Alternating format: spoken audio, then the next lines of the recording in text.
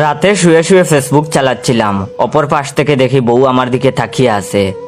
বিয়ের সবে মাত্র 7 দিন হলো। বউকে বললাম, তুমিও কি ফেসবুক চালাও? বউ বলল, হ্যাঁ, অনেক আগে থেকেই চালাই।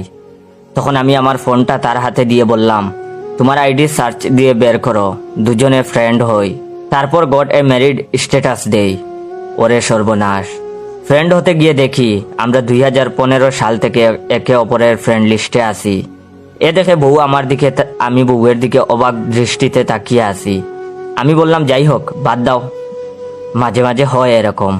অথচ বাসর রাতে তার কাছে কত ভালোই না সাজলাম, ইমেজটাই নষ্ট হয়ে গেল, আর রিলেশনশিপ স্ট্যাটাস দেওয়া হলো না। বউয়ের মনটা কেমন জানি খারাপ হয়ে গেল, জানি না কেন। দুজনেই ঘুমিয়ে গেলাম। বিকেলে ফ্রেন্ডের সাথে গেলাম আড্ডা দিতে, তাদের সাথে গল্প করছি, সিগারেট খাচ্ছি, আর ফেসবুকের নিউজ ফিড স্ক্রল করতেছি।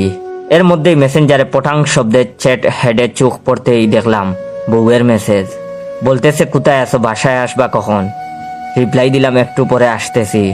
রাতে খাওয়া দাওয়ার পর শুয়ে দুজনে গল্প করতেছি আর অনুভব করতেছি বউয়ের মনটা কেমন জানি ভারী ভারী লাগতেছে। তখন আমি বউকে জিগাইলাম, কি হইছে? তখন বউ তার ফোনটা আমার হাতে দিয়ে বলল, এসব কি?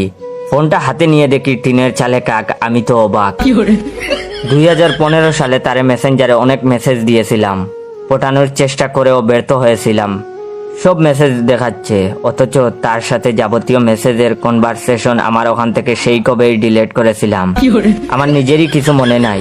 বউ আমার হাত থেকে আমার ফোনটা নিয়ে মেসেঞ্জার ঘাটাঘাটি শুরু করে দিল। 1 ঘন্টা পর কিছু না পেয়ে বলে, আমার সাথে যেমন কথা বলার সব কনভারসেশন ডিলিট করে দিয়েছো, বিয়ের আগে আরো যত মাইয়ার সাথে কনভারসেশন ছিল সব ডিলিট করে দিয়েছো। এই বলে ফোনটা আমার দিকে ছুঁড়ে মারে, আর ফোনটা আমার নাকে এসে লাগে। অনুভব করলাম নাকে কিছু বের হচ্ছে। হাত দিয়ে মুছে লাইট জ্বালিয়ে দেখি প্রচুর রক্ত বের হচ্ছে। রক্ততে আমি আগে থেকেই ভয় পাই। রক্ত দেখা মাত্রই আল্লাহকে বলে চিৎকার করে উঠে বসে পড়ি।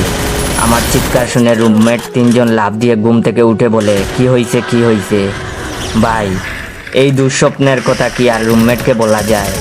আসলে আমি এখনো বিয়ে করি নাই, এমন দুঃস্বপ্নের কথা কি রুমমেটদেরকে বলা যায়? আই এম তো হতাশ।